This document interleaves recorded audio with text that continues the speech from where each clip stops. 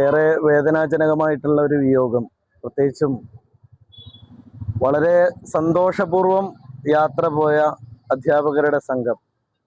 അതിൽ നമ്മുടെ നിയോജകമണ്ഡലത്തിൽ, പെരിന്തൽമണ്ണ നിയോജകമണ്ഡലത്തിലെ പാലൂര് സ്വദേശിയായിട്ടുള്ള പ്രിയപ്പെട്ട അജിത ടീച്ചറുടെ വേർപാട് കൂടി ഞങ്ങൾ നാട്ടുകാരെന്ന നിലക്ക് പ്രത്യേകിച്ചും ഏറെ വേദന ഉണ്ടാക്കുന്നതാണ്. മറ്റെല്ലാ മരണങ്ങളും വളരെ സങ്കടകരമായിട്ടുള്ള വേദനാജനകമായിട്ടുള്ളതാണ്.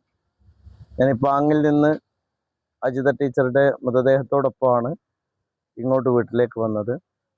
അപ്പോൾ നാട്ടുകാരെ സംബന്ധിച്ചിടത്തോളം വളരെ വളരെ ടീച്ചറെ കുറിച്ചും 100 നാവോട് കൂടിയാണ് ആളുകളെല്ലാം സംസാരിക്കുന്നത്.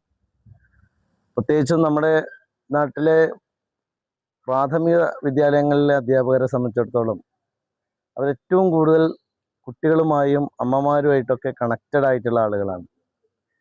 അപ്പോൾ അവരുടെ വേർപാടിന് കുറച്ചുകൂടി ആഴം കൂടും, വേദന കൂടും. അജിത ടീച്ചർക്കും കുടുംബത്തിനും അവരുടെ ബന്ധുക്കൾക്കൊക്കെ അന്ത്യാഞ്ജലികൾ അർപ്പിക്കുകയാണ്, ആദര അഞ്ജലികൾ അർപ്പിക്കുകയാണ്. നമുക്കൊക്കെ ഏറെ സങ്കടത്തോടെ അല്ലാതെ ഈ ഒരു അനുഭവത്തെ, ഈ ഒരു അപകടത്തെ ഓർമ്മിക്കാൻ കഴിയില്ല.